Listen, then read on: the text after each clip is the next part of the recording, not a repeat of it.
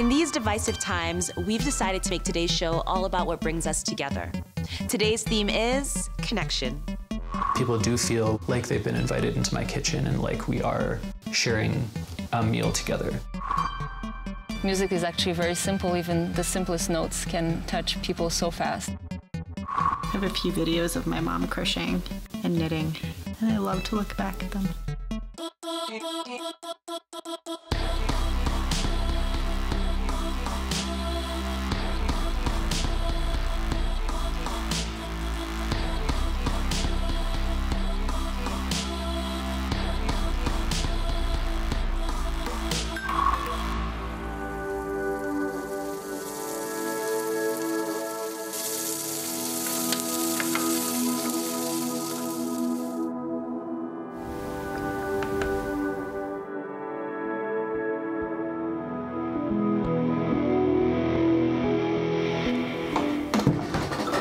When I do a performance, typically most people smile and laugh when they see it. They'll squint at it, and usually it's a laugh, and then a question.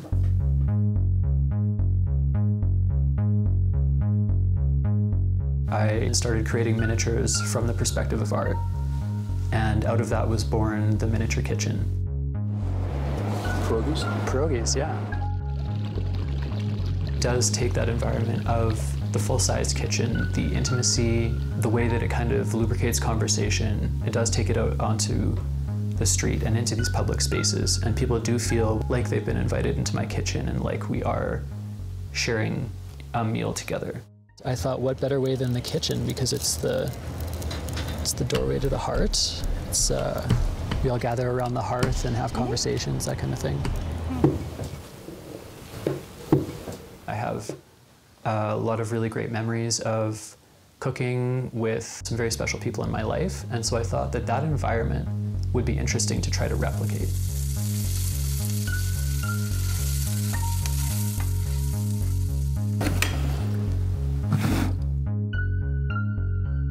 When I was a kid, I was always really fascinated with miniatures, starting with things that I wanted, say a guitar or a little football or something like that, and became almost a compulsive act for many years of my childhood. And I recognized that miniature could be used as an artistic discipline to speak to certain aspects of perception and share this idea about how miniature affects the way that you see the world.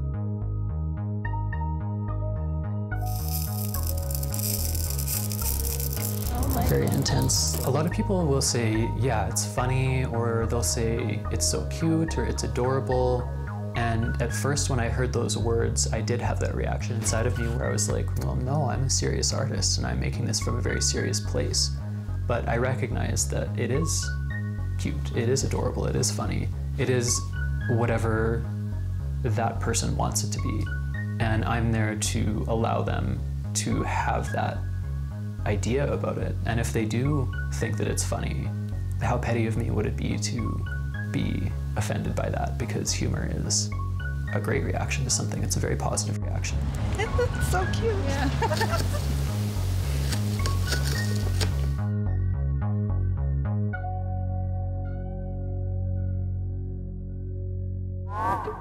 You learn a lot about someone when you share a meal together. Those are the words of Anthony Bourdain, and I love that this is exactly what Tom Brown is attempting to do. When you invite someone into your kitchen, even if it's a miniature one, and share a meal with them, even if it's a tiny one, you create such an intimate form of connection. My name is Amanda Paris. Connection is actually our theme today, and it feels like a particularly relevant topic. Although we have access to more technology, transportation, and means of communication than ever before, opportunities for real and transformative connection feel less and less. You might have 5,000 followers on Snapchat and still feel like the loneliest person in the world. That's why today's episode is all about the things that bring us together. When I was younger, I made a list of qualities that my ideal boyfriends would have. But once I fell in love, I realized that my carefully considered list had gone flying right out the window. You might think you want someone who looks like Michael B. Jordan, rides motorcycles, and shares your love of Nora Ephron films. But then your face turns into an airplane turbine and you end up falling in love with a ceiling fan. Did I lose you there? That little love story is the premise behind a short film called Turbine by Montreal-based animator Alex Boya. It features a shell-shocked war pilot whose face has been replaced with an airplane turbine, and a wife who realizes her husband and his new face have fallen in love with the kitchen ceiling fan. You'll be seeing scenes from the film throughout our episode. I guarantee you've never seen a connection like this one. But first, meet the artist, Alex Boya.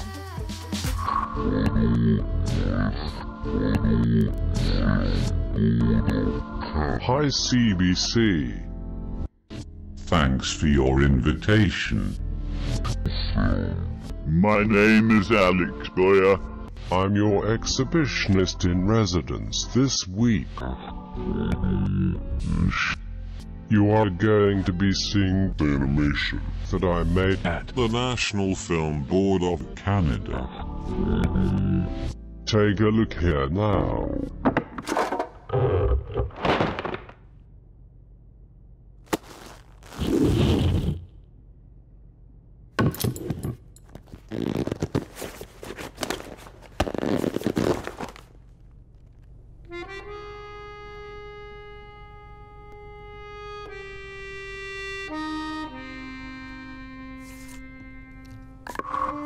Coming up, we're traveling to the Greek island of Lesbos with a Canadian violinist who's connecting with young people through the universal language of music.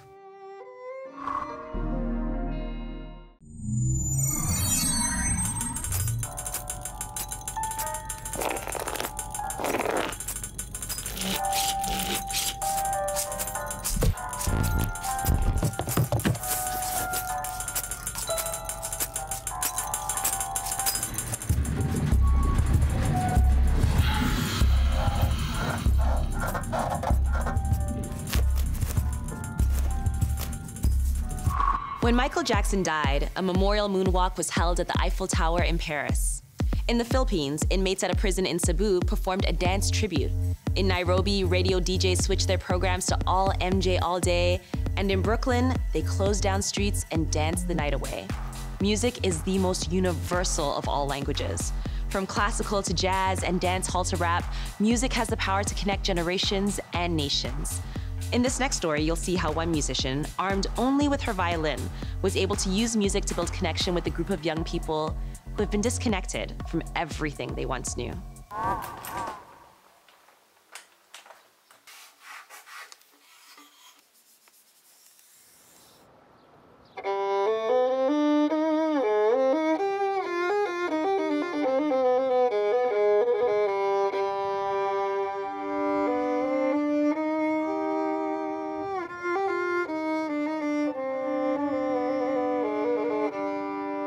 My name is Nadia Monczak. I'm a classical violinist from Montreal. I'm here in Lesbos, Greece, working with music with refugee kids.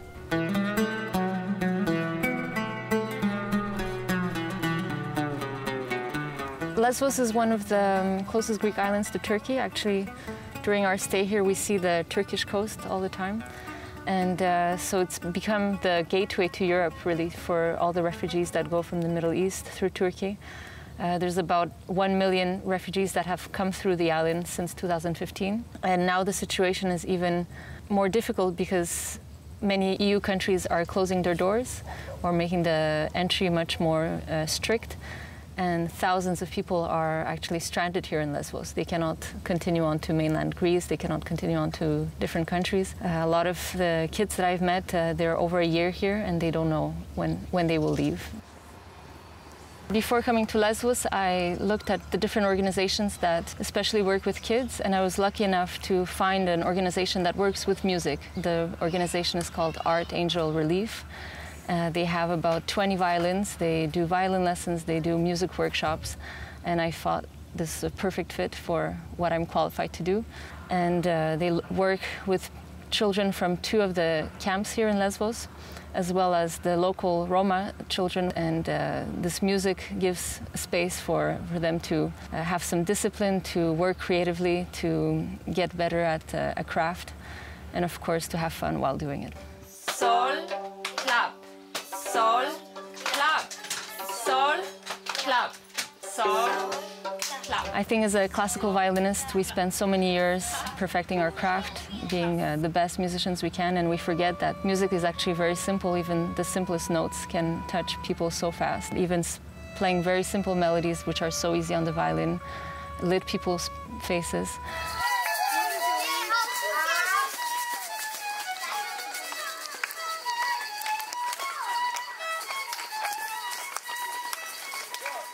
My parents come from Poland, and they were actually also refugees that came to Canada. I was actually conceived in Greece after a hitchhiking trip they did from Poland. And already at 3 months old, we were on the road, we were leaving Poland, and they were very lucky to end up in Canada and start a new life there. I think it's very hard for a lot of us to really understand what people that are in these camps went through, the war, the traveling through different countries. But through art, it's another way to express feelings, to have a sort of catharsis, to heal your emotions. The thumb gives a kiss and a hug. Violin out of the garage. And then start the concert. Of course, it's always the individual connections that touch you the most. And there's one Afghan boy who, when he took the violin, was his first time. He was 16. I had to work with many kids at the same time, but I came back to him and he was still at it. He wasn't just having fun. You could see he was so into the music. And I actually managed to teach him 16 of the notes of Twinkle, Twinkle, Little Star. He was listening to everything I was saying and applying it and learning the next note and the next note. And it was so fast, it was so magical, and I could see that it was a very special experience for him and of course for me. Bland is sort of the superstar of the Karatepe camp. He's a 15-year-old boy, so full of energy. He's translating for everybody because he's speaking Kurdish and Arabic and Farsi and English, and he's always very enthusiastic to help anyone who needs help around. And I'm really happy he's joining us for the concert today.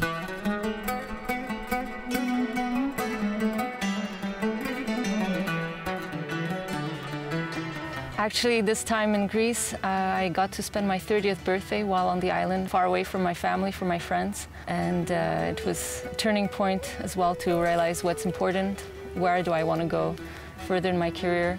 For sure, the work that I've done here, it's inspiring me to continue doing this kind of work. Not only thinking of faraway places, I would love to do more of that kind of work in Montreal as well.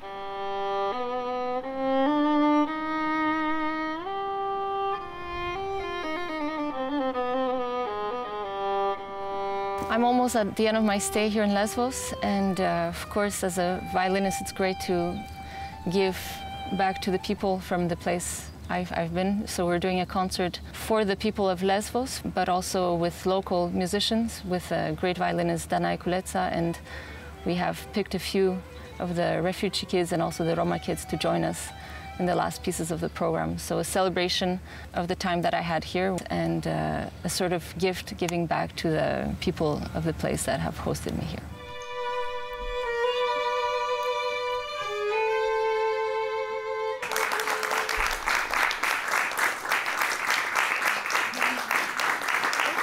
Now it's time to put down the violin and pick up the paper. Carla Monterosa is about to show you how to express your love zine style. Hi, my name is Carla Monterosa, and today I'm going to teach you how to make a little friendship zine. These are the supplies you'll need. Step number 1, choose one of your friends that you want to give a zine to. I'm going to choose my friend Emily. Step 2, write a list of compliments or nice things you want to say about your friend. Some of the things I like about Emily are her clothes, her jokes, how she likes to eat brunch. Her birthday's in July. She has really pretty blonde hair. She has beautiful bright eyes. For this next step, you'll need a sheet of paper. I'm using an 8.5 by 11.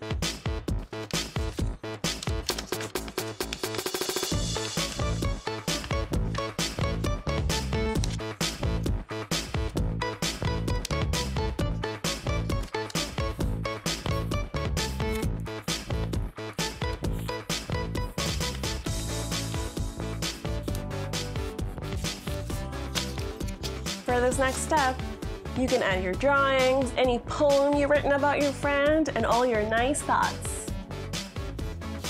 For texture, you can add different types of paper or cutouts from magazines.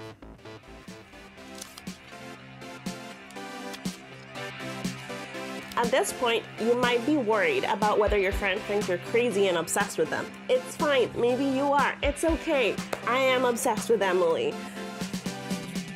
Last step, seal it with a kiss and give it to your friend. I made you this! Oh my God! And that's how you make a friendship scene. Coming up, some super surreal crocheted sculptures that may bring you to tears.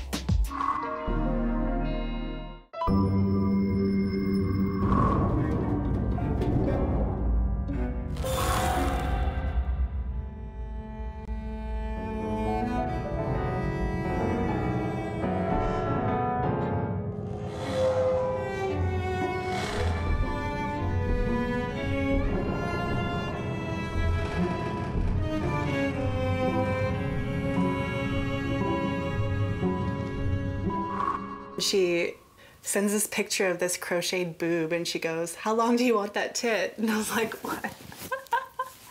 Oh no. She just had so much fun with it. We just had so much fun. Crochet is they're generally objects of comfort, and they're given to us by those we love, and they're functional. And so we wanted to take that notion and sort of flip it on its head. So I started out doing a series of pretty rough and provocative sketches, and then I would just send them to my mom via text or email, and she would just make them through crochet and just bring these two-dimensional images to life. So it just really made sense to go ahead and do a series of sculptural crocheted works. I just thought it would be really fun to sort of push my mom a little bit, and she totally got into it, which was the best. I guess I drew this sketch of this costume that I could wear for performative purposes. And so I did this really rough sketch of the front and the back. And then she came over to me with a measuring tape and just measured me everywhere. And then like 2 weeks later, I get this text, and it's a picture of her with this mask on her face. And then I'm like, oh, okay, that's great.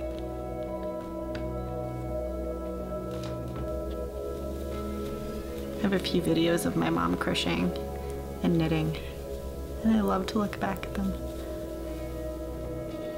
I'm glad I took them. My grandmother used to knit and crochet us beautiful baby sweaters and blankets, and so did my mom. And so there's just a long history of gifting and receiving of hand knit and hand crocheted items in our family. And my grandmother taught my mother, and my mother taught me, and so it just really made sense to go ahead and do a series of sculptural crocheted works.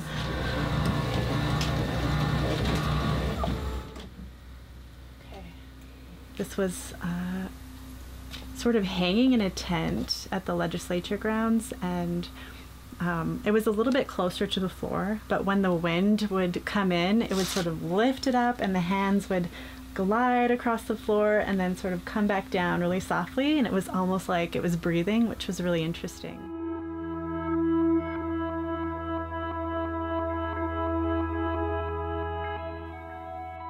My mom passed away on May 12th, which was her mom's birthday.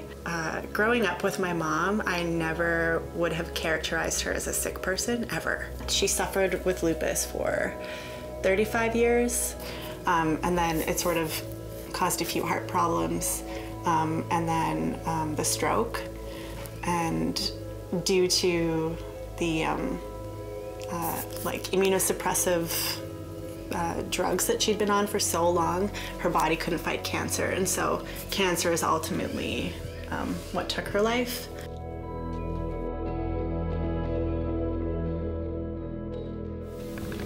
The more I think about like